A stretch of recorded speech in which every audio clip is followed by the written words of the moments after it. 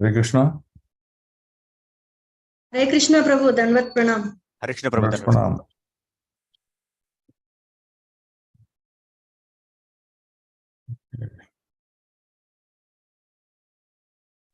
Hare Krishna Prabhu. Hare Krishna Prabhu, Dandavat Pranam. Hare Krishna, Dandat Pranam. Hare Hare Krishna Prabhu, Dandavat Pranam. Krishna, Dandat Pranam. Yeah, so today we'll start with the chapter, the killing of Trinavarta. Om Ajnana Timirandasya Jnananjana Shalakaya Chakshurunmilitam Yena Tasmai Shri Gurave Namaha.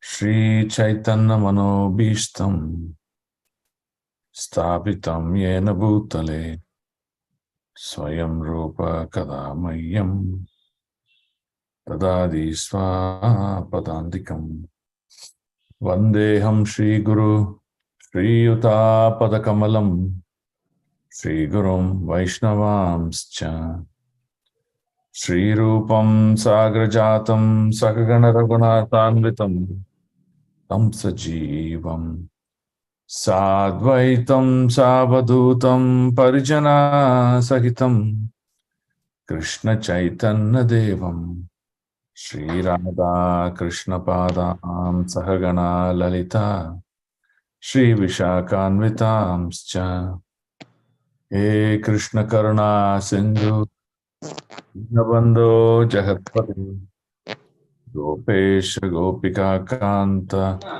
Radha Kanta Namostute Tapta Kanchana Gaurangi Radhe Vrindavaneshwari Rishabhanu Sute Devi Pranamami Haripriye Nama Om Vishnupadaya Krishna Prestaya Bhutale Srimate Bhakti Vedanta Swaminiti Namine Namaste Saraswate Deve Gauravani Pracharine Nirvishesha Shunyavadi Paschata Desatarine Jai Shri Krishna Chaitanya Prabhu Nityananda Shri Advaita Gadadara Shivasadi Gauravakta Vrinda Hare Krishna Krishna Krishna Hare Hare Hare Rama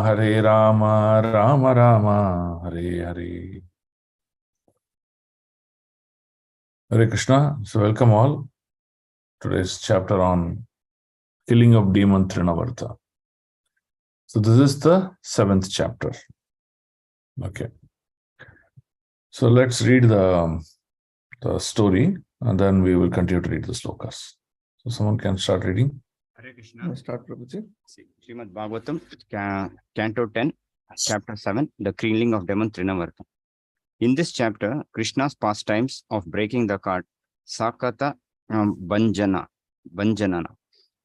killing of the Asura known as Trinavarta, and demonstrating the entire universe within his mouth are especially described. When Sukadeva Goswami saw that Maharaj Parikshit was eagerly waiting to hear about Lord Krishna's pastime as a child, he was very much pleased and he continued to speak. Prabhuji. Huh? Hello? Properly. Now, Prabhu, tell me. We are not able to see properly. I don't know whether I am facing or everybody is facing. No, everyone is facing the dish. I'm reading the book. Screen is not clear. Yes, Prabhuji. Is it okay? Now it's fine. There are many features that Apple has introduced. So many things are happening on the screen. I don't know what's happening. I have to sit and learn first all of them. Okay. Yes, Prabhuji, please read. When Sukadeva Goswami saw that Maharaj Parikshit was eagerly waiting to hear about Lord Krishna's pastimes as a child, he was very much pleased and he continued to speak. When Sri Krishna was only 3 months old and was just trying to turn backside up, before he even attempted to crawl, Mother Yashoda wanted to observe a ritualistic ceremony with her friends for the good fortune of the child. Such a ritualistic ceremony is generally performed with ladies who also have small children. When Mother Yashoda saw that Krishna was falling asleep because of other engagement, she put the child underneath a household cart called Sakata. And while the child was sleeping, she engaged herself in other businesses pertaining to the auspicious ritualistic ceremony. Underneath the cart was a cradle, and Mother Yashoda placed the child in that cradle. The child was sleeping, but suddenly he awakened, and as usual for a child, he began to kick his small legs. This kicking shook the cart, which collapsed with great sound, breaking completely and spilling all its contents. Children who were playing nearby immediately informed Mother Yashoda that the cart had broken, and therefore she hastily arrived there in great anxiety with the other gopis. Mother Yashoda immediately took the child on her lap and allowed him to suck her breast. Then various types of Vedic ritualistic ceremonies were performed with the help of the Brahmanas. Not knowing the real identity of the child, the Brahmana showered the child with blessings.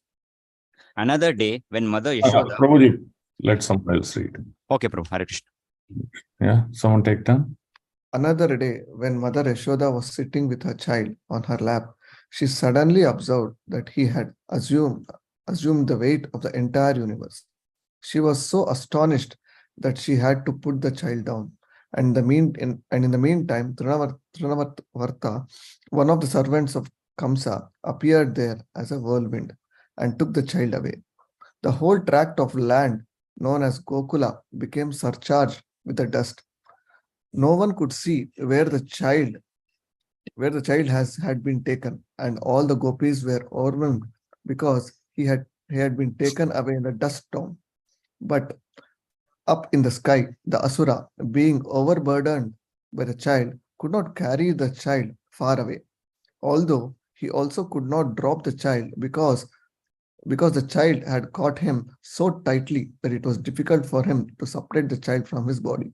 Thus, Ranavarta himself fell down from a very great height, the child grasping him tightly by the shoulder, and immediately died. The demon having fallen, the gopis picked the child up and delivered him to the lap of Mother Yashoda. Thus, Mother Yashoda was struck with wonder. But because of Yoga Maya's influence, no one could understand who Krishna was and what had actually happened. Rather, everyone began to praise fortune for the child's having been saved from such a calamity. Nanda Maharaj, of course, was thinking of a wonderful foretelling of Vasudeva and began to praise him, a great yogi. Later, when the child was on the lap of Mother Yashoda, the child yawned, and Mother Yashoda could see within his mouth the entire universal manifestation. Okay. So you see many pastimes that the Lord is demonstrating here. So in the previous story that we completed, Putana. So what do we learn from Putana's pastime? What are we not supposed to do? She was not true to herself, Prabhu. No, what do we learn?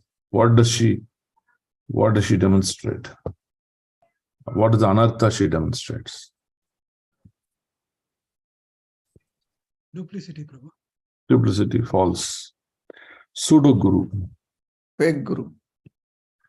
So now, what does a pseudo guru means? Pseudo guru means it looks like a real person. His activities may look like real, but he is misleading. He is giving you wrong direction and wrong. So like that, Putana came like a mother, misleading like a mother. Actually, she's feeding the milk also, everything, right? And the girl, she also transformed to a very beautiful, very nice, friendly looking lady. So you see, this is called pseudo guru. So she represents false guru. Okay. Now, in this pastime, we're going to talk about two. One is the Shakatasura, the Trinavarta pastime. So what does Shakatasura represent? There was some word, no? Shakat. What does that Shakat refer to?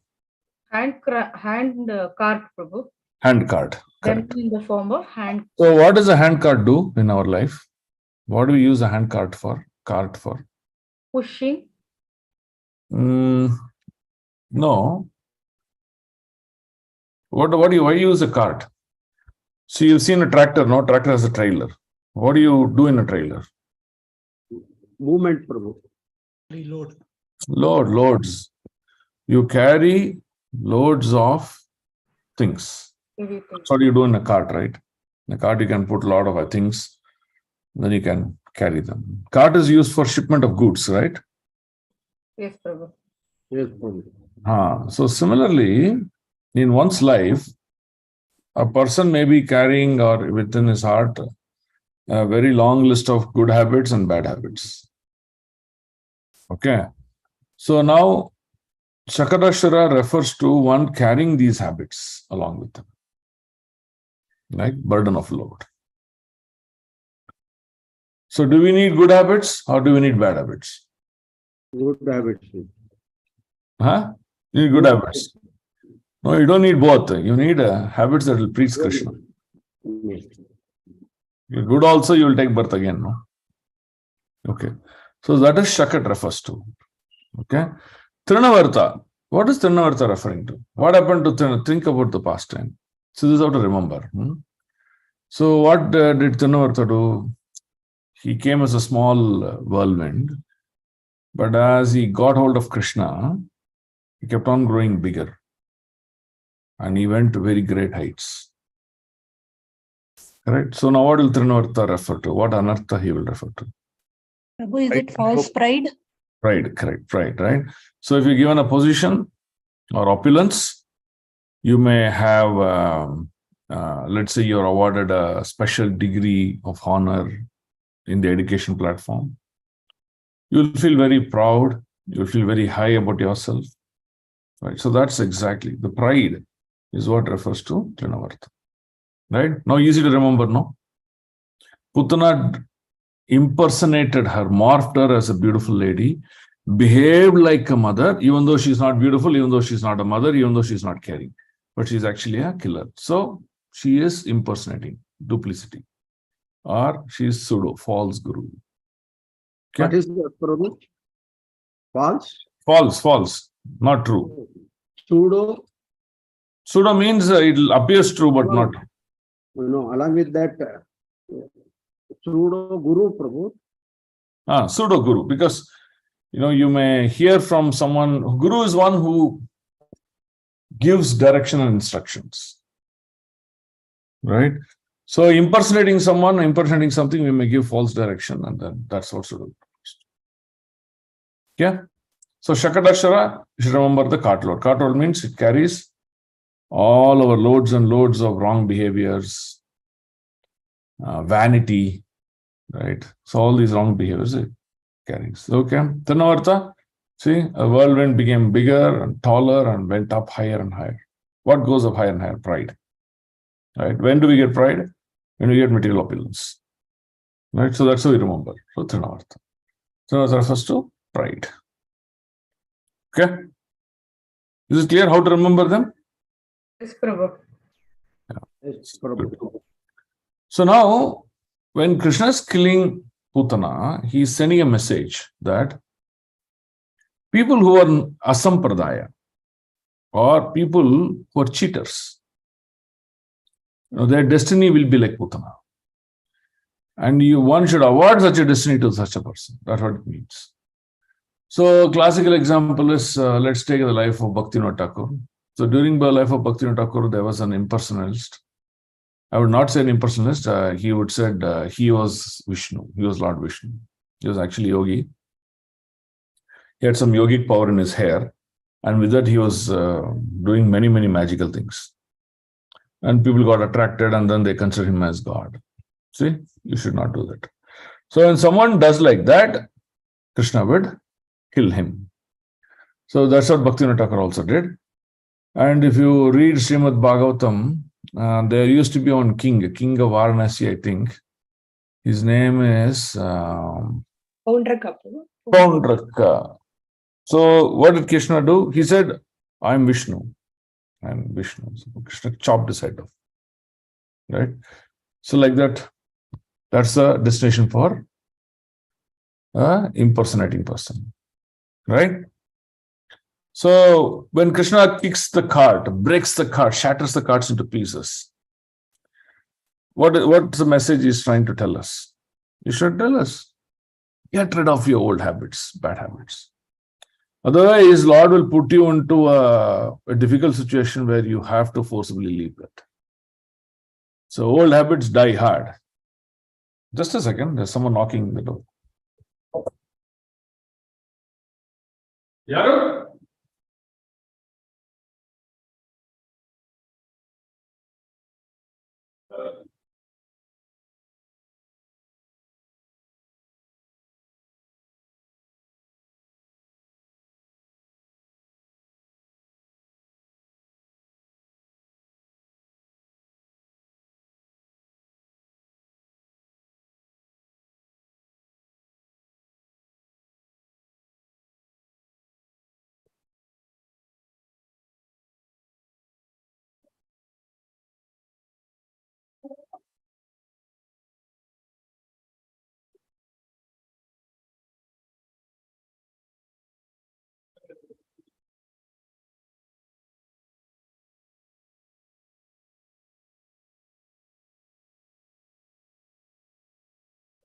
Sorry. Okay, so then Trinavarta. In case of Trinavarta, if you look at Krishna's pastime, when Trinavarta, actually, if you see the pastime, what happens? Krishna's a small boy. He's actually a toddler. So when Trinavarta held him, it felt nice, glorious, easy, all those things. He kept on growing at greater heights.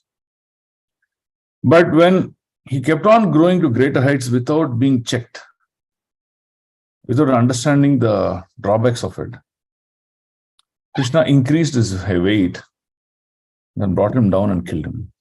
Right? So whenever our pride goes up, the Lord performs an appropriate action which will teach us a lesson, causes a big fall down. Right? You can see in the case of Indra. In case of many cases, you will see that false pride is the thing that Krishna doesn't like. So these pastimes are enacted by the Lord and his associates to teach us not to cultivate such qualities. Right? Okay. Any question? Prabhu, he teaches us a lesson when we have false pride, you said, no, Prabhu. Is it in case of a devotee or a non-devotee, Prabhu? Both. In devotee, the intensity is much higher. The teaching is much higher. Okay, so why? Non-devotees they could be atheist or disbeliever of God or shallow believer of God, or could be demigod worshipper. All these many categories of atheists are there. There, they do not know the real science of this life. Hence, in ignorance, they are doing activities for which action-reaction will happen. The karma, the way karma is constructed, that will take care. Okay? If he's caused a 1,000 rupees loss to someone, karma will say, okay, you lose 40,000 rupees because you made him lose 1,000. So that there's a formula, there's an equation, it takes care. But in case of devotee, it is not so. A devotee means one who is being taught under a Gurukul system. So what does Gurukul system means? Like how you go to a school from your first standard till your 12th standard. You are being trained under a system of knowledge. And you're also being made to practice. You're also given an opportunity to role model to others, to set an example to others. So many things are given to you. But after taking that, after knowing all this knowledge, after practicing all these things, still, due to various reasons, we commit an offense. The result is much deeper. So Krishna teaches us a lesson. The expense of the lesson cannot be measured. Can be anything, but we don't know. Is it knowingly or unknowingly? Prabhu? Yes.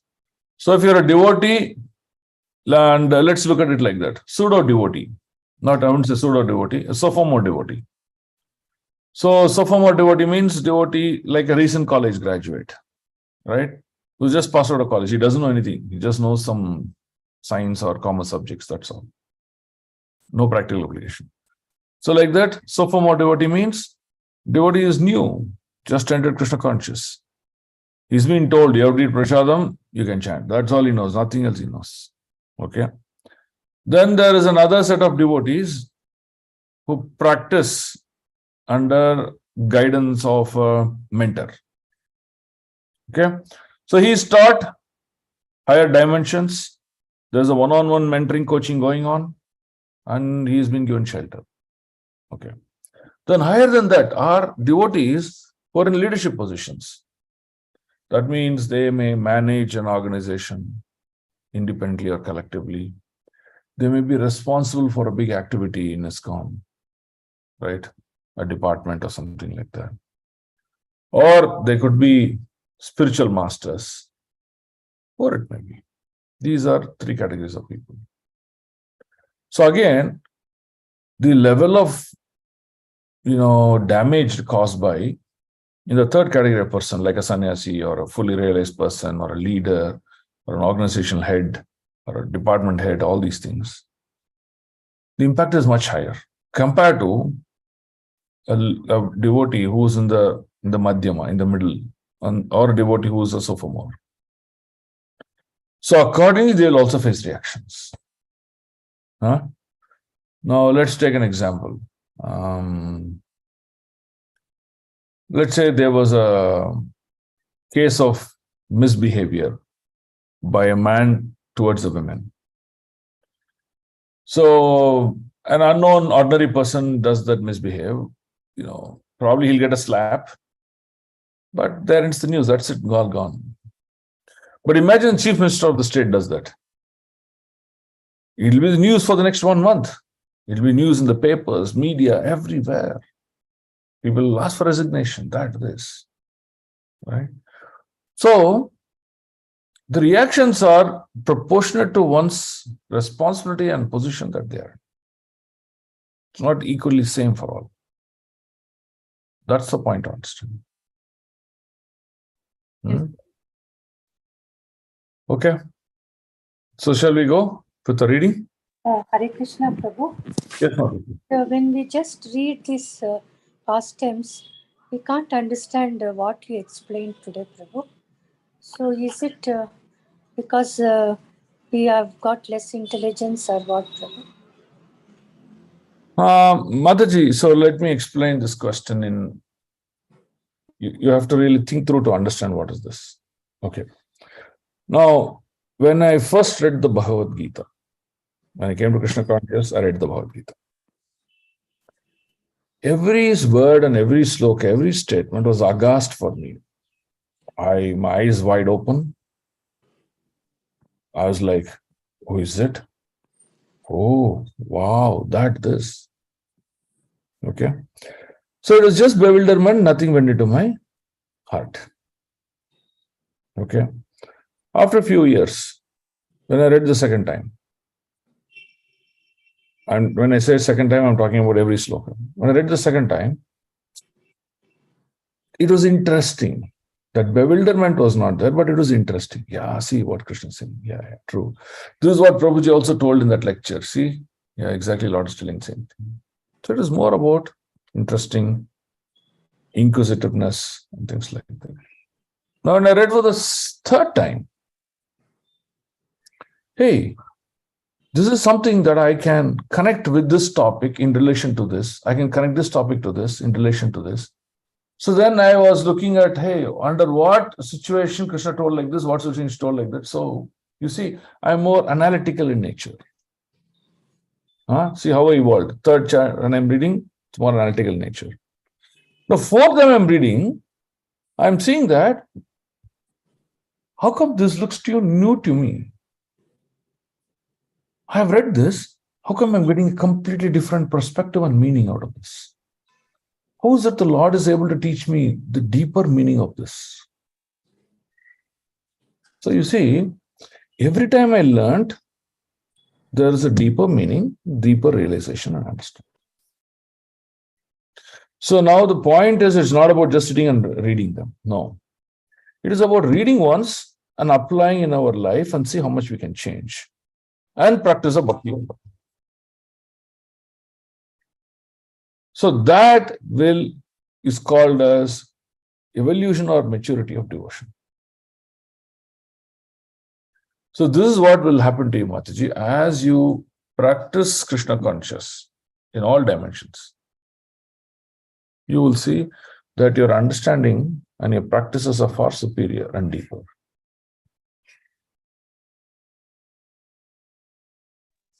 Thank you. That is the only difference between the levels of realization by a person versus a devotee who's still trying to figure out what is it. Right? Now, for example, you hear Radha Gopinath Prabhu's lecture.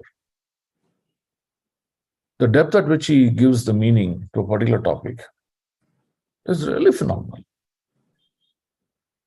Okay. I'll just to give you an example. Prabhu, it came to him by itself, Prabhu. No, it is by practice of devotion. Lord gives you the intelligence. Yes, Prabhu. It's given in Bhagavatam. No. Lord gives you the intelligence. Okay. So let's take another example just to get you understanding this topic. When you read Bhagavatam, it will sometimes say Sri Sukha Vacha. That means Sukadeva Goswami is now speaking. Okay. Now, in another location, it was written Badarayani Uvacha. Okay. So why is Sukha called Badarayani? Now I tried to figure out, but I couldn't understand. I tried 2-3 times, understood. I in fact called a few devotees also to understand. They also couldn't give me proper explanation. Why Sukha is called Badarayani? Then what I understood was that he is son of Vyasdev, and Vyasdev is called Badarayana. So hence he gets the name Badarayani. Okay, good. All answer I got confirmed. But few days later, this doubt again struck me. Why is that his father Vyasdev is called Badarayana? That we didn't find out, no? Yes. So then you go detail to understand why is he called so. You can see that this word Badarayana is used to denote a particular type of a tree. Okay. This particular type of tree is actually located in the center of Braj. And in the center of Braj, this tree can actually denote that Vyasdev is the center of life of Srimad Bhagavatam. That means he is the authoring it. Yes. Consciousness is all around Braj, which is nothing but the pastimes of Krishna. So similarly, the consciousness of Vyasdev is also all around Krishna, where he's sitting the center to analyze and understand and represent the Lord's activities in that manner. So like a tree, he is sitting, and that's why this is a special tree which is denoted, which is in the center of Braj. Right? Wow. If I draw Braj as a circle, the center of the Braj is the center of the circle, and it is looking like radius all around the whole circle to understand the pastimes of the Lord 360 degrees in all dimensions. So hence he is analyzing like that and presenting Srimad Bhagavatam. He gets the name Badarayana. And since he taught that Srimad Bhagavatam Sukadeva Goswami, he calls Badarayani. Now, can you imagine something like this? Not possible, right? Yes. Prabhu, it appears to be more difficult than medical science. It appears to be more difficult than? Medical science, Prabhu. Okay. You're a medical science person, right? Okay. No, you don't read, don't try to master the subject, just enjoy the subject. That's how you will benefit from Bhagavatam. If you master the subject, what are you doing? You're pushing your ego ahead of the subject by trying, I will get over it, I'll get control of the subject. No, you cannot. Just enjoy the subject. Then you will see you're serving Bhagavatam rather than taking control of Srimad Bhagavatam. That is when you will learn. Yes, Prabhu. Thank you, Prabhu. Okay. Your audience. Hare Krishna Prabhu, you use the word sophomore. Can you just... Sophomore means newcomers. Thank you. Okay. Yeah. Sophomore. Okay. So let's start with the 7.1.2. Someone read. Hare Krishna Prabhu. Reading from Srimad Bhagavatam, Canto 10, Chapter 7, Text 1 and 2. Shri Rajo Vacha Yena Vatarena Bhagavan Haririshwaraha Karoti Karna Ramyani Manogyani Chanah Prabho Yachrinvato Paitya Aratir Vitrishna Satvam Cha Shuddhyatya Achirena Pumsaha Bhaktir Harau Tat Purushe Cha Sakyam Tadevaharam Vad Manyase Chet. Hari. Translation and purport by Srila Prabhupada Jai Srila. King Parikshit said, "My Lord, Sukadeva Goswami, all the various activities exhibited by the incarnations of the Supreme Personality of Godhead are certainly pleasing to the ear and to the mind. Simply by one's hearing of these activities, the dirty things in one's mind immediately vanish. Generally, we are reluctant to hear about the activities of the Lord, but Krishna's childhood activities are so attractive that they are automatically pleasing to the mind and ear. Thus, one's attachment for hearing about material things, which is the root cause of material existence, vanishes, and one gradually develops devotional service to the Supreme Lord, attachment for Him, and friendship with devotees who give us the contribution of Krishna consciousness. If you think it fit, kindly speak about those activities of the Lord." Hari. Purport.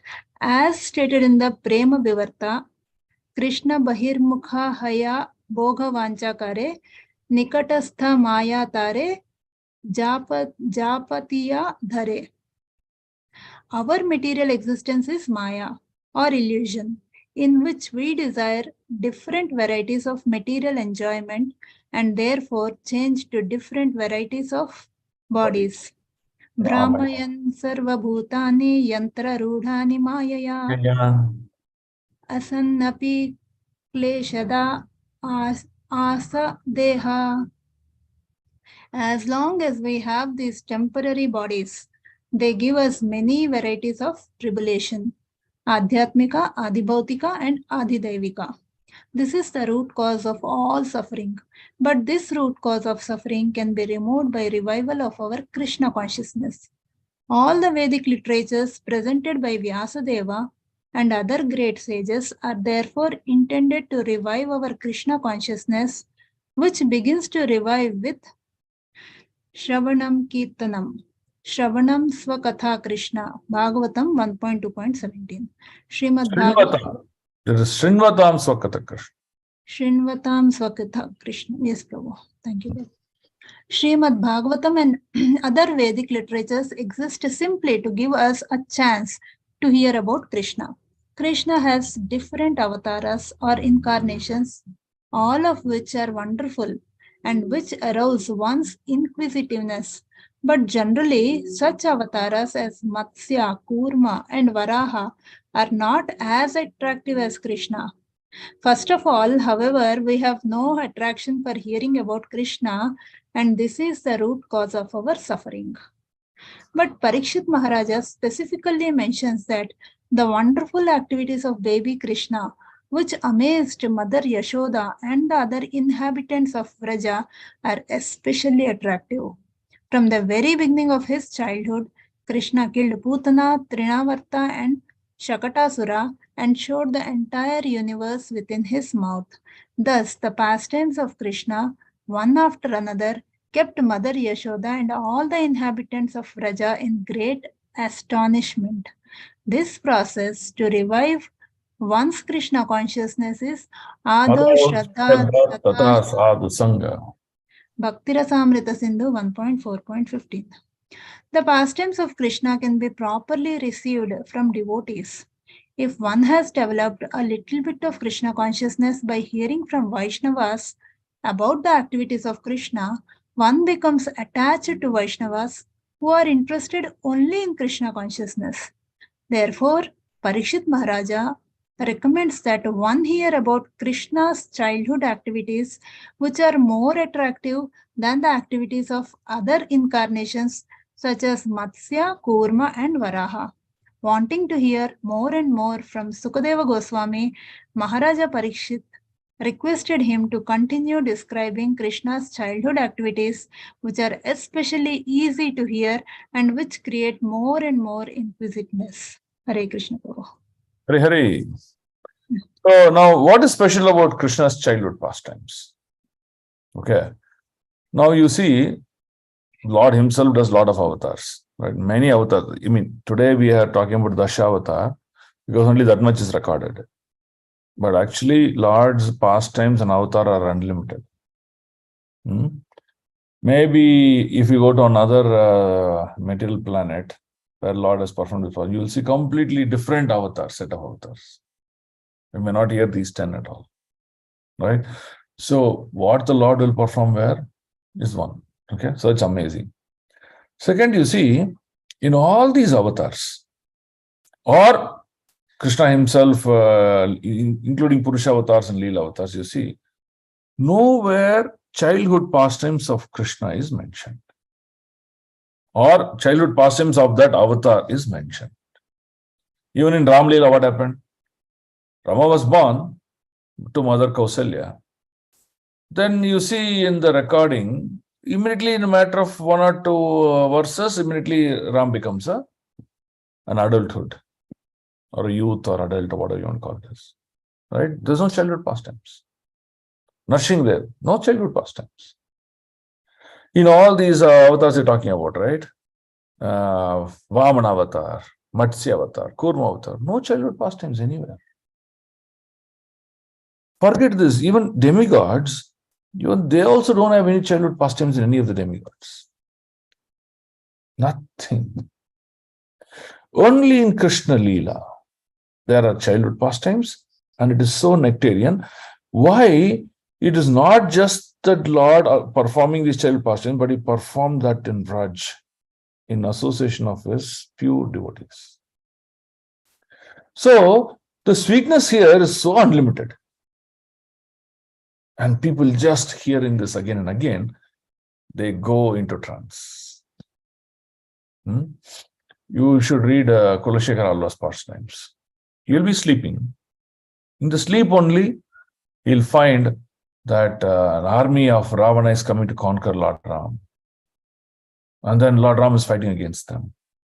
He'll immediately say, what is this? What are we doing? Our Lord is fighting this war. We have to go. In the dream only, he'll immediately call his Senapati. He'll make the army say, come, let's go. Let's run. Let's give protection to Lord Ram. Right? So, you see, devotees absorb into these pastimes. Periyalvar in Sri Sampradaya, he has written Nalayanam Divya Prabandham. What is Nalayanam Divya Prabandham? It is nothing but 10th kind of Srimad Bhagavatam. All childhood pastimes of Krishna. And you know how he will write? He will suddenly get up and say, now Kamsa is going to send this demon, and somehow we have to go inform Krishna because the demon is going to kill him. He's going to come to kill him. We have to somehow inform him and protect him. In the previous verse, he would have said, he is the Supreme Lord, he is creator, he is beyond the 3 modes of nature. and his powers are unlimited. He will say all of them. That means technically Kamsa can't do anything to the Lord. But the next verse, he will be very fearful that Kamsa is sending a demon to kill him. See, look at the absorption of Periyalvar.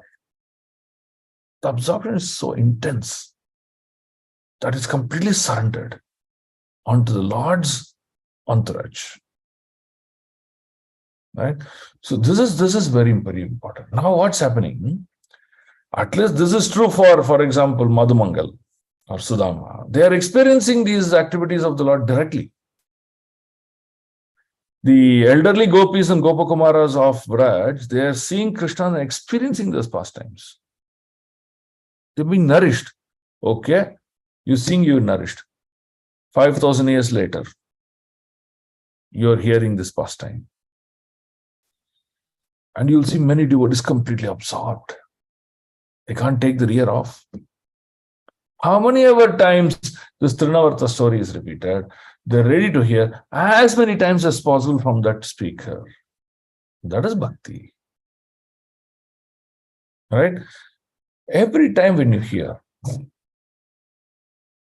the power of the Lord is such that He'll make you to understand the meaning of those pastimes deeper and deeper and deeper, and make it so nectarian for you. You feel like, I'm hearing it for the first time. Now look at contrast, spiritual versus material. Now, let's say a great movie, the material world. You're ready to watch. Okay, once you'll watch, 2 times you'll watch, 3 times you'll watch. After you can't watch. Unless you're really crazy. Crazy meaning mentally unstable. You can't watch.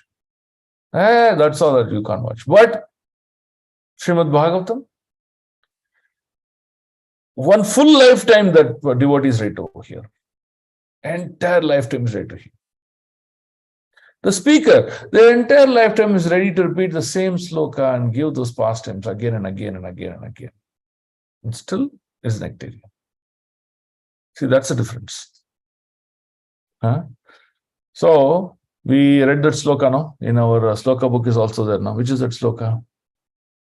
All the Gopakumaras, even though they were put in tribulations, a lot of difficulties. What difficulties? They had to walk barefoot to the forest. And then there they will get that demon, this demon attack. They're always in that fear. But with all these things around, they're completely happy. Why? They spend their entire life in hearing about the pastimes of the Lord. So, the Gopakumaras, their parents, Mother Yashoda, whoever it may be, not just them, even the monkeys, the cows, the calves, the peacocks, they were in complete bliss all the time because they were continuously under the shelter of the Lord and Lord's energy. This is the key. That's it. And Sukadeva Goswami writes, Aho bhagyam. He says, what a fortune. Can anyone have such a fortune than to hear Krishna Katha all the time? And he attributes that fortune to the Gopakumaras. So knowing this, Parikshit is getting very enthusiastic. Just, oh Sukha, please tell me, what else is the pastime? What else Lord did? What else you do? He wants to hear more and more, more and more. That enthusiasm of Parikshit liberated him.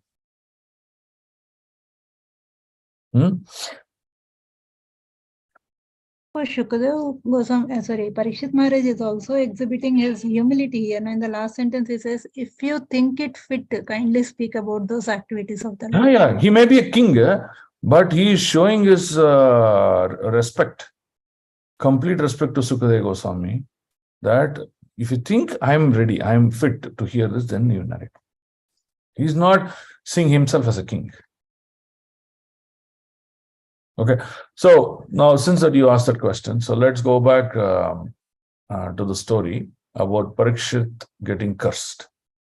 Now, what happened to Parikshit getting cursed? Parikshit, he went around the tours of the country, and then where, after a long journey, he was very thirsty.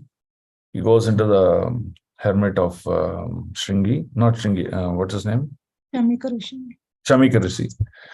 So there he is asking for water, but he's in deep trance. He didn't realize that he was in trance, that he put a dead snake. News goes to Shringi. And Shringi, without even realizing, he curses Parikshit that he will be bitten by a bird, a poisonous bird, and he will die within 7 days. Okay. Poisonous snake, Prabhu. No, he says bird. He says poisonous bird. You read Bhagavatam. Now, it's there in the first canto, chapter 4, chapter 16. Okay, so now what happens? The friend of Shringi immediately comes running and tells what Shringi did to his father Shamika. No. Sorry, that doesn't happen. Shringi comes home, and then he sees his father, and then his father comes out of his meditative posture, and then Shringi tells, these Kshatriyas who would look down at the Brahmanas need to be taught a lesson, and that's exactly what I did today. He will glorify himself. But Shamika Rishi, after hearing, he will be really trembling. His hands will shake. His teeth will thither and lips will, shake like anything. So why did you do this? It is the monarchy that protects us. How can you fall down a monarchy, but then who's there to protect this whole kingdom? You've done out of immaturity, my boy. What you did is wrong. And because you did out of haste and immaturity, the entire Brahminical kingdom will fall. Varna will fall down. So Shamika is in tears. Okay, now this story I'm not going to go into details. Then he wants to send a message to Parikshit Maharaj that, hey, something like this has happened, because he needs to be notified of the curse. So there is a servant of Shamika Rishi. His name is Gauramukha. Gauramukha, correct. So he calls Gauramukha and tells, Gauramukha, now you go and pass this message to the king. This is exactly what I told. So he describes the detail, and Gauramukha goes to the kingdom of Parikshit. Now, this is where you have to understand now what's going to happen. Gauramukha is entering the darbar of Parikshit to deliver this message about Shringi's curse to him. But even before Gauramukha is going to meet Parikshit to deliver this message, Parikshit is sitting there and repenting. I am supposed to be the king. And I'm supposed to be ruler. And the role of a Kshatriya is to be protective, protect his kingdom and kingsmen. But how did I behave today? Just because he didn't give me water or he didn't respect me, how can I put the dead snake on him? This is how he would start to think. In fact, he's a great personality that's meditating on the Lord. I should have worshipped him and come out. How can I do this? Then he prays to the Lord that you should award me punishment for what I have done. I need to be punished. Even just because I'm a king, I cannot get away with this. I need to be punished and I need to suffer for this. So rather than dodging the punishment or rather than forgetting the punishment, Parikshit prays to the Supreme Lord to offer him that punishment. And he says he deserves that. See, now you look at the consciousness of Parikshit. And it is this consciousness. And when Gauramukha, eventually Gauramukha came and told him, you'll be, this has happened, you've been cursed, you will die within 7 days. Parikshit is jubilant that a mistake cannot go unheard or unnoticed. It has to be punished. And I've been punished. I'm very happy about it. He calls Janmejaya and says, okay, you take the throne.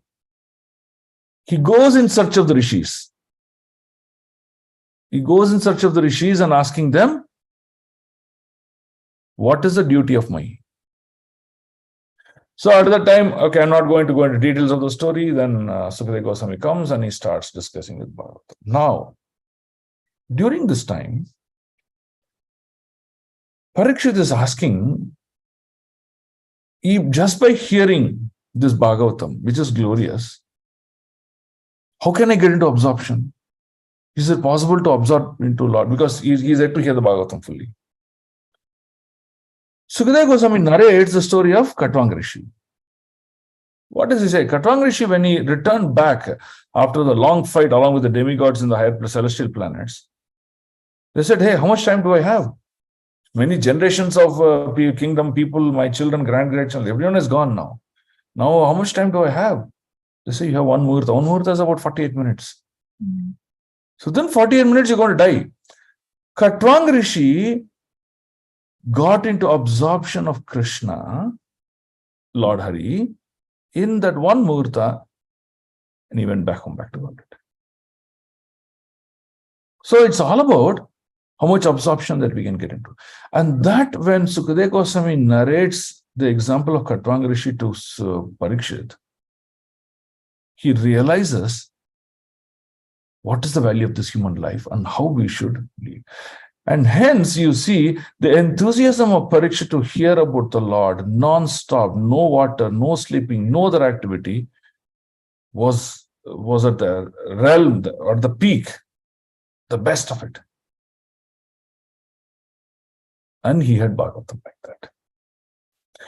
Now, Sukadeva Goswami is very proud about this. Proud meaning here, he's very jubilant. He says, he looks at Parikshit and he says, this is the quality of a devotee who wants to hear Katha. And because he sees such a wonderful devotee who is so much enthusiastic to hear Krishna Katha, Sukadeva Goswami delivers the entire Bhagavatam. That is how we get. So, because two pure personalities, King Parikshit, the great Sukadeva Goswami, were in such a wonderful consciousness that we got Srimad Bhagavatam here. Yes, Prabhu. Very beautiful explanation, Prabhu. Correct. Thank you so much, Prabhu. Prabhu, not only this, whether it is Parikshit Maharaj or Kulashekar Alvar, they were so, not only their absorption, they also felt themselves to be a part of that pastime and were very eager to give protection to the Lord. How they can protect the Lord. Yes. Very, very true. They became a character in that pastime. Yes, Prabhu. Yes. So now you see, we may be thinking, Prabhuji, I am also hearing Bhagavatam. I am also learned 100 slokas of Bhagavatam. But where is our consciousness? You see, how far are we from it? Okay. So, but still Krishna says, don't worry. Don't worry how far are you in Bhagavatam, because you cannot become Parikshit Maharaj, because Parikshit Maharaj from birth only was great. Because the Lord himself personally protected him even at the birth also. So, but what you do, what we need to do is we have to learn from this and keep on reflecting on our life and mend our life for better and better and better. And that is what Krishna will see in us. And he will see another Parikshit in us. That is the best we can do.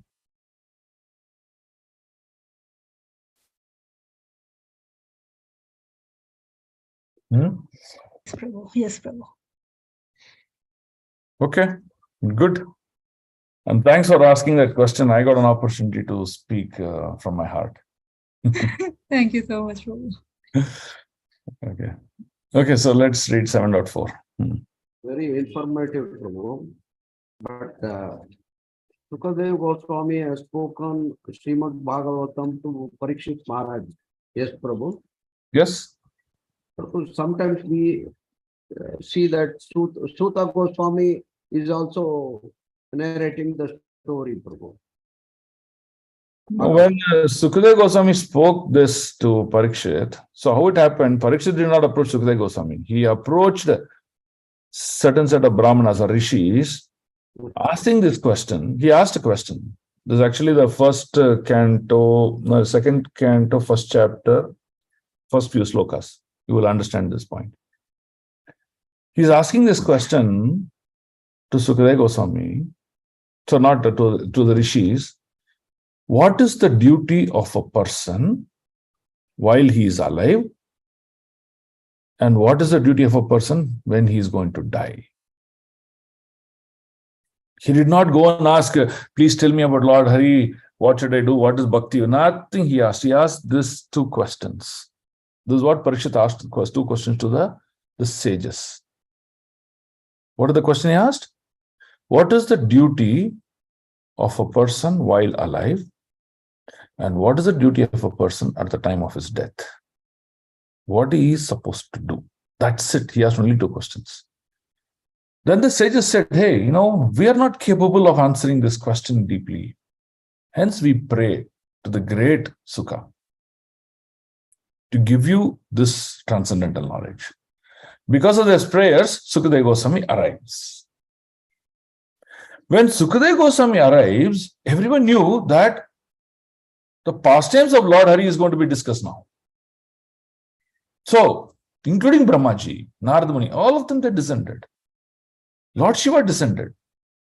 All the sages who were present at the time descended, and Suta Goswami also was present in that arena or in that place where Sukadeva Goswami is going to teach Parikshit.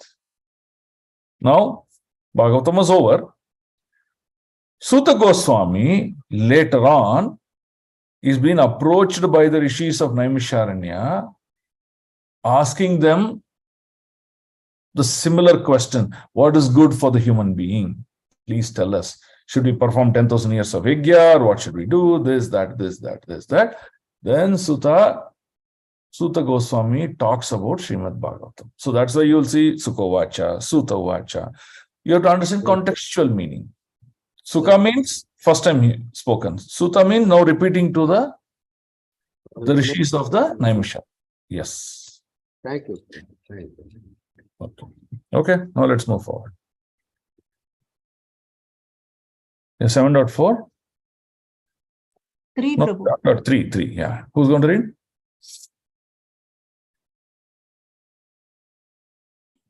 Hare Krishna. 7.3. చదవండి Mataji. Text 3. Atanyad api Krishnasya tokacharitam adbhutam manusham lokam asadya tad jatim anurundataha.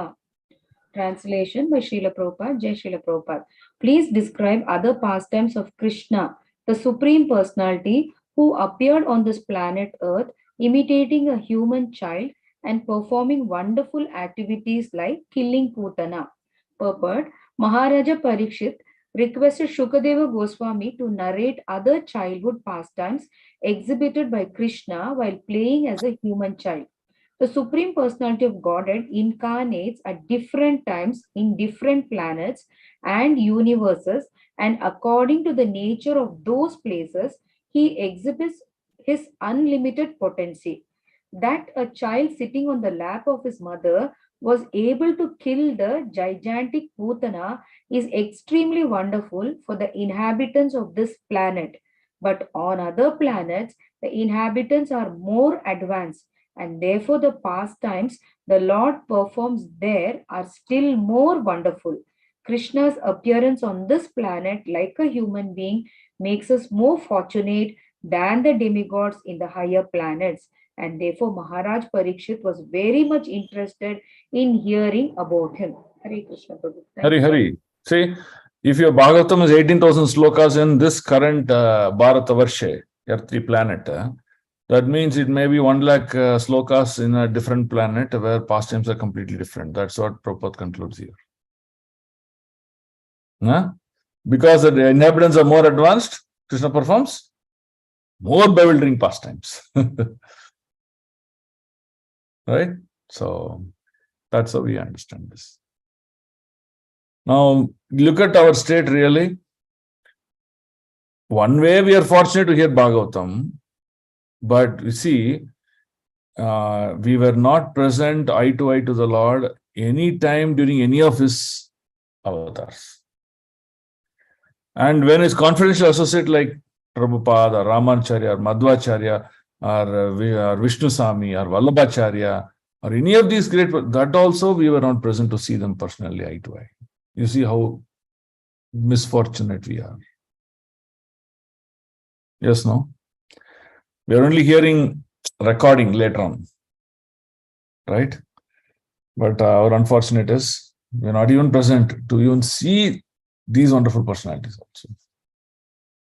Mahaprabhu came. He just went through Jarikan forest. He gave liberation to unlimited number of animals also. Even that animal also we were not being present. So you should see how unfortunate we are. Still, let us have the hope to get some fortune of the Lord, so that in the next, given situation, we get an opportunity to see the Lord. And that should be our eagerness, and that should be our prayers. Prabhu, at least we are present within the golden period, no, Prabhu. After this, if we were in the other generation after 10,000, nothing will be there for us. Yes. At least we got the association of Prabhupada. I mean, through his prayer teachings. Prabhupada's disciples, yeah. In fact, a child which is going to be born now, when he or she comes to 20 years to take some spiritual activity, initiation, completion of brahmachari life, even proper disciples may not be there during that time. Yes, Prabhu. Yeah. Okay. Text 7.4. Text 7.4. Sri Sukha Uvacha Kadarchidavtani Kautukaplave Janmaruksha Yoge Samaveta Yoshitam Vaditra Gita. Vaditra Gita Dvijamantra Vachakai Chakara Sunorabi Visechanam Sati. Translation. Sukadeva Goswami said, when Mother Yashoda's baby was slanting his body to attempt to rise and turn around, this attempt was observed by a Vedic ceremony. In such a ceremony called Uttana, which is performed when a child is due to leave the house for the first time, the child is properly bathed just after Krishna turned 3 months old. Mother Yashoda celebrated this ceremony with other women, Brahmanas, joined by chanting Vedic hymns. No. With other women of the neighborhood. On that day, there was a conjunction of the moon. Is my screen not visible to everyone? Oh, On that day, there was a conjunction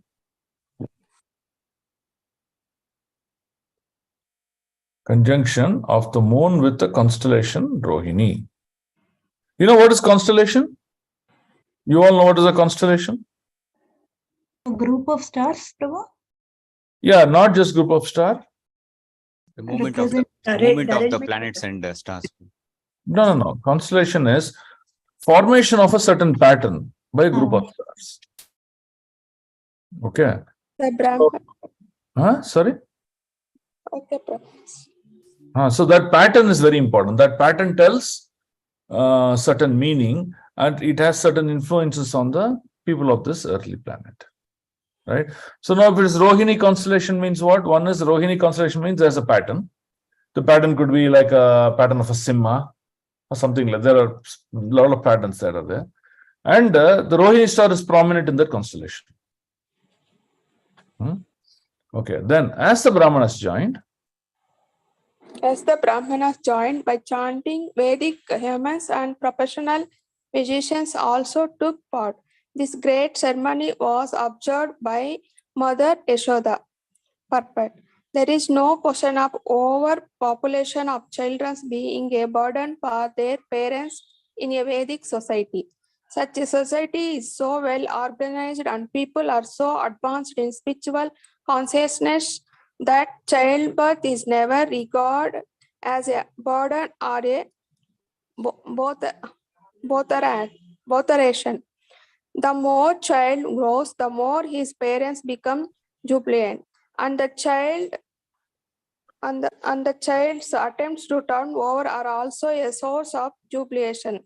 Even before the child is born, when the mother is pregnant, many recommended ritualistic ceremonies are performed. For example, when the child has been within the womb for 3 months and for 7 months. There is a ceremony the mother observes by eating with neighboring children. This ceremony is called Swada Bhakshana. Similarly, before the birth of the child, there is the Garbhadana ceremony. In Vedic civilization, childbirth or pregnancy is never regarded as a burden. Rather, it is a cause for jubilation. In context, people in modern civilization do not like pregnancy or childbirth, and when there is a child, they sometimes kill it. Not sometimes, many times they kill it. We can just consider how human society has fallen since the inauguration of Kali Yuga. Although people still claim to be civilized, at the present moment there is actually no human civilization, but only as assembly of two-legged animals. Hare Krishna. Okay. Anyone wants to comment here on this purport?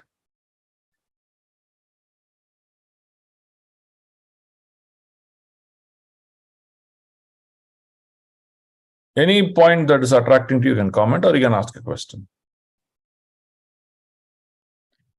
Why this concept of overpopulation came and why this killing of the infants started from? That's what I will. You're talking about current situation. Current situation here, Prabhupada tells, right? Now this is no human civilization and Vedic civilization never had the concept of overpopulation. Okay. Excellent question. So today, what is driving people, Prabhuji? What is the main factor that's driving people today? Sense gratification, money. Money, right? Economic growth, correct? So now if I have a boy, okay, then I may get income. He may take care of me at the old age. And also when he gets married to a girl, the girl will bring a lot of riches and wealth with her. So you see, I'm the beneficiary completely. Correct? Now, if I have to give a girl as a birth, then I have to part away a lot of my wealth away for her. And she'll take it and go and prosper the another family. Correct? So they consider immediately as a burden. Oh, why should I have? So what people do, whenever there's a girl child, they kill it off. Kill it off meaning not after birth, before birth, abortion. They do scanning, they kill it off. Okay, because we cannot manage. Now, there is also another twist to this. The father is thinking that if I have only 2 daughters, 3 daughters, 1 daughter, and do Shraddh for me, there won't be anyone to do Shraddh for me. Right? So if there's no one to do Shraddh for me, then who will deliver me? How will I go to higher planets? How will I go to heavenly planets? No, I can't.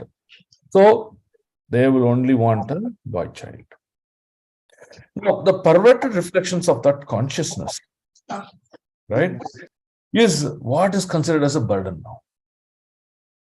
Oh, I don't want to have many children. It's all a burden. Why should I earn money and give it to them, for them take it and go away? Right? So like that, you see, as time goes and goes, they are looking, there is the Vedic concept, the real purpose of it is gone. Everything is profit and loss account. Now, what is the modern trend now? Most of the women do not want childbirth. Why? They are saying, I am rich, I'll hire one lady who will produce my husband's child in her womb, deliver it, and I will handle it. Why? Because I don't need to go through labor pain for 10 days. Second, I don't need to go through deformation of my body and beauty. Right?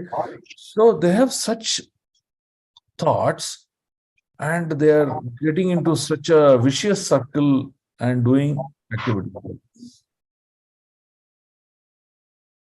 If you look at Western culture, I mean, there is no concept of, okay, I am the father, I have to take responsibility and accountability. There's nothing there. I'll have a child with this girl, tomorrow I'll have a child with that girl. You see, this is completely shattered, these principles. So hence, they are all looking at it as a burden.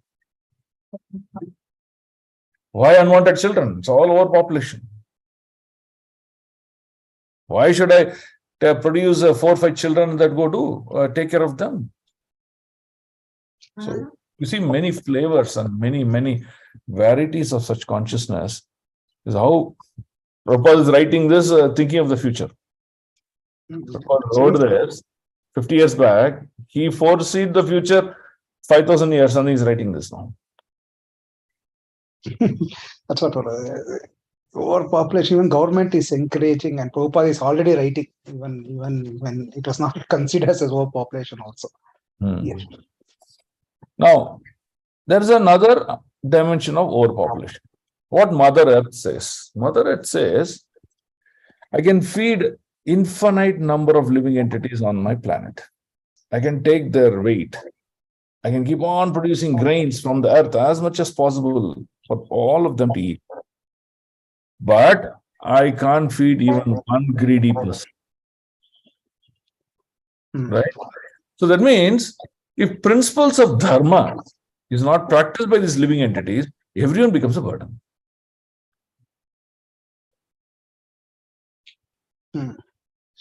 So she wants to carry only devotees. Devotees' feet on her head. She doesn't want to carry non-devotees' feet on her head. That's why when she prayed to Lord Krishna, please come and save me. This is my problem. I can't carry this burden. Krishna said, okay, I will come. When he came, when he started to grow, 5 years, Mother Yashoda said, Nanda Maharaj said, oh Krishna, now you're ready to go to the forest grazing. Krishna said, I will not wear my footwear. And the most pleasing personality, the most crying personality was Yashoda, but the most happiest and pleasing person, Mother Earth. Why? Because the lotus feet of the Lord was constantly being kept on Mother Earth, and she took that blessing. Right? So all the burden caused by us was relieved by Krishna keeping his feet on the Mother Earth.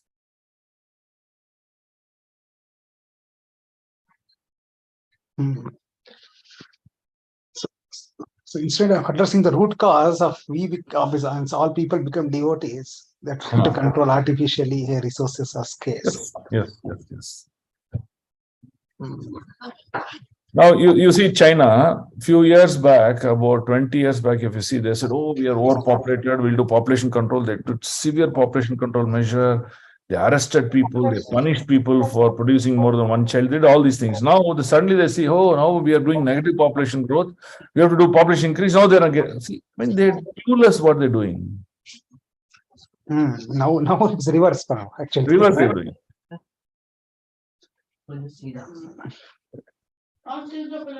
Okay. Hare Krishna Prabhu. Yeah? Hare Krishna Prabhu, under such a demonic government, we have to follow their rules, no Prabhu. That is our misfortune.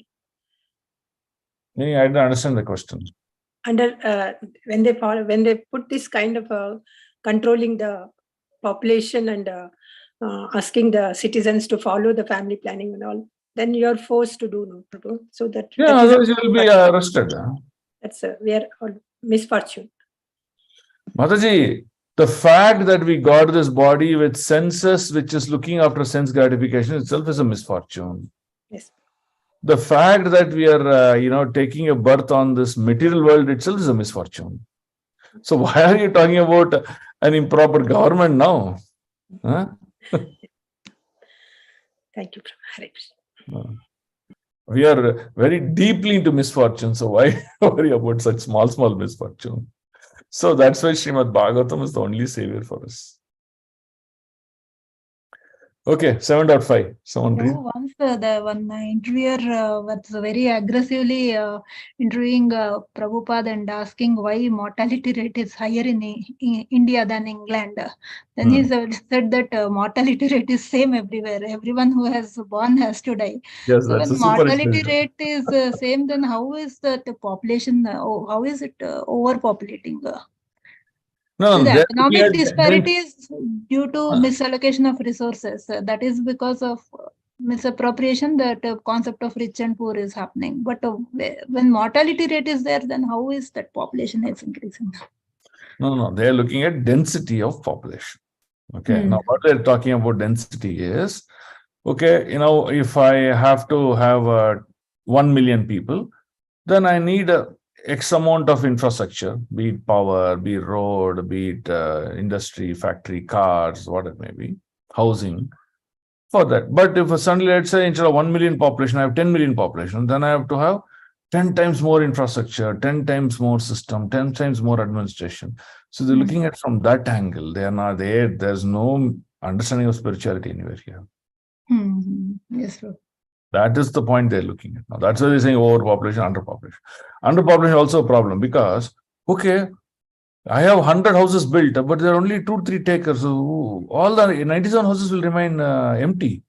I need more people. That's like how Daksha was so much of anxiety with Naramuni. Hey, whom are you producing? You're making them devotees. Then who will produce progeny? He cursed Naramuni. So his problem was, I won't produce people. Yeah, yes, correct. So that's the whole point.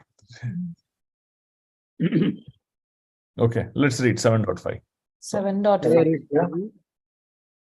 Nandasya patni kritam majjanadikam viprai kritasvastayayanam supujitai annadyavasa shrag abhishtadenubihi sanjata nitraksham asisayachanai. Translation. After completing the bathing ceremony for the child, Mother Yashoda received the Brahmanas by worshipping them with proper respect and giving them ample food grains and other eatables, clothing, desirable cows and garlands. The Brahmanas properly chanted Vedic hymns to observe the auspicious ceremony, and when they finished and Mother Yashoda saw that the child felt sleepy, she lay down on the bed with the child until he was peacefully asleep. Purport. An affectionate mother takes great care of her child and is always anxious to see that the child is not disturbed even for a moment. As long as the child wants to remain with the mother stays with the child and the child feels very comfortable. Mother Yashoda saw that her child felt sleepy, and to give him all facilities for sleep, she lay down with the child. And when he was peaceful, she got up to attend to her other household affairs. Hare Krishna. So Mother Yashoda is demonstrating child care now. She didn't feel Krishna was her burden. She felt so much of love for him. Okay, 7.6. And actually, these are some of these purports. All the Matajis can take a note. How to care for your children. Right? Once in my about 7-8 years maybe, Guru Maharaj was to be dropped back to the airport. Okay, so I got the chance to drive him. And Guru Maharaj, he will sit the front seat completely opened up, folded, and from the back seat, he'll keep his leg all the way till the front dashboard. That's how he sits. Okay. So I was sitting like that, and then I was driving. There's only one other person next to Guru Maharaj. So Guru Maharaj asked me something at the time. Because I was driving, I couldn't pay attention to his words because his words generally are not clear. So I couldn't pay attention. So then I asked Guru Maharaj, sorry, I could not hear you. Can you tell me again? I asked him. He said, how many children you have? He asked me. I told I have 2 children. Then he asked something else. He said, are they nicely taken care? Something like that. He asked me. Then immediately the idea stuck to me. Then I asked Guru Maharaj, please tell me, how do I grow my children? I have a daughter and I have a son. This is the age. I told him like that. Then Guru Maharaj told that you please buy the full version of Leelamrita. In that it is explained how Gaur Mohan they took care of Srila Prabhupada. There are a lot of pastimes are there, especially the Rath Yatra pastimes when Guru Maharaj asked for a cart. Prabhupada asked for a cart. Then pastimes around when the yogis and rishis, they would used to come to Gaur Mohan's house and then he used to feed them. There are lots of such nice pastime. And then especially pastime about when Prabhupada was about to get married. So like that, many sections are there. So Guru Maharaj told me, please read all the sections very thoroughly. They'll give you good idea how to grow your child. He said that to me. I said, okay, Guru Maharaj, I will read that and I will write a letter back to you with my realizations. And Guru Maharaj said, he just smiled. Then Guru Maharaj told me, after another 1 minute, he paused and he said, your children, until they reach your shoulder height, right? No, first he said, until they're 5 years old, you have to give them full protection and extreme care. From 5 to 13, he said, give them care, but have a watch on them. Don't control them. Give them care, watch on them, and keep on mentoring them. Then he said, after 13, that means about they will reach your shoulder height. He said, don't become a father, become their friend. He said, become their friend. So I asked Guru Maharaj, why I should become a friend? Then how will they listen to me, or how do I this thing? He said, if you become their friend, they'll open their heart to you. If you don't become their friend, they'll never speak to you.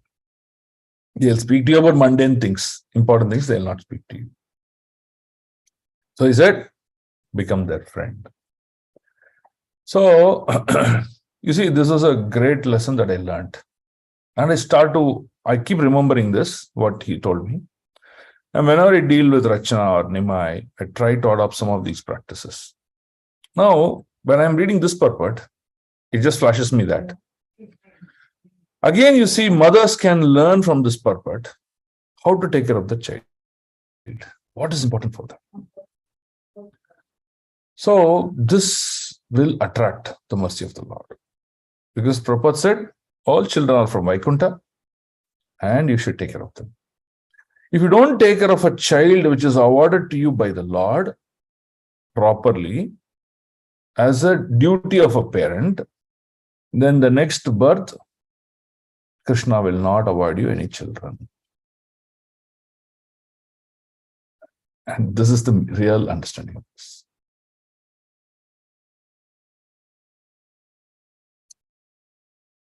Hare Krishna. Yes, Prabhu. Yes, Prabhu. All of us are imagining.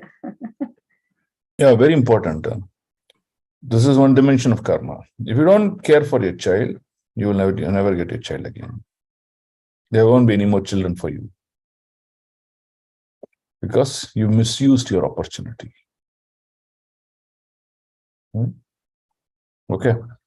We'll read one last sloka for the day and end. Hare Krishna, Bhagavad Gita 7.6. Srimad Bhagavatam, Prabhuji. Sorry, Srimad Bhagavatam. Sorry, Prabhu. Should I wake you up? Thank you, Prabhu. Okay. Authani kautsukya mana manasvini samagatan pujyati rajaukashaha naiva shrinad vai ruditam sutasya sa rudan sanarthi charanav udakshipat. Translation and purport by Srila Prabhupada. The liberal mother Yashoda, absorbed in celebrating the Utthana ceremony, was busy receiving guests, worshipping them with all respect, and offering them clothing, cows, garlands, and grains. Thus, she could not hear the child crying for his mother. At that time, the child Krishna, demanding to drink the milk of his mother's breast, angrily threw his legs upward. Purport. Krishna had been placed underneath a household handcart, but this handcart was actually another form of Shakatasura, a demon who had come there to kill the child. Now, on the plea of demanding to suck his mother's breast, Krishna took this opportunity to kill the demon. Thus, He kicked Shakatasura just to expose him. Although Krishna's mother was engaged in receiving guests, Lord Krishna wanted to draw her attention by killing the Shakatasura, and therefore he, he kicked the cord-shaped demon. Such are the pastimes of Krishna. Krishna wanted to draw the attention of his mother, but while doing so, he created a great havoc not understandable by ordinary persons. These narrations are wonderfully enjoyable, and those who are fortunate to struck with wonder upon hearing of these extraordinary activities of the Lord. Although the less intelligent regard them as mythological because a dull brain cannot understand them. They are real facts. These narrations are actually so enjoyable and enlightening that Maharaja Parikshit and Shukadeva Goswami took pleasure in them, and other liberated persons following in their footsteps become fully jubilant by hearing about a wonderful activities of the Lord. Hare Krishna. Hare Krishna. So, one action, multiple results. One action is killing Shakatasura. Another action is drawing attention of Mother Yashoda. He's nourishing the devotees with this pastime. So, like that, you see, one action of Krishna, he does many, many things. While reading itself, we are Enjoyable. Yeah. Okay. Any questions? Or we'll stop the class here. Prabhu, I have a question, Prabhu. Yes, ma'am. Yashoda Mai is always, we are reading about Yashoda Mai having Krishna. Suddenly today for me one thought came, did she have any other children before Krishna, Prabhu? And I think she was 80 years old when she had Krishna with her, Prabhu. I don't know. Correct. 82 or 84, something like that, her age. Because when she was running behind in the Damodar Ashtakam. Yes. So there were any other children before Prabhu, because nothing about it has been told at all anywhere. No, she just delivered a girl child, and that was delivered to Mathura. And then Krishna came in her replacement. That's all. That's the only child she has. Okay, Prabhu. Okay, so there's no the child that I know of. And when Damodar Ashtakam, that pastime happens, she's 88 years or something. Right, so like that is her age. Because she was gasping for air when she was holding the stick and running behind. No. 8. See, you divide by 10. 88 years divided by 10 means it's equal to 8.8 years now. Because Mother Yashoda is a 9-year-old girl equivalent to now. Oh, okay. Because time has changed.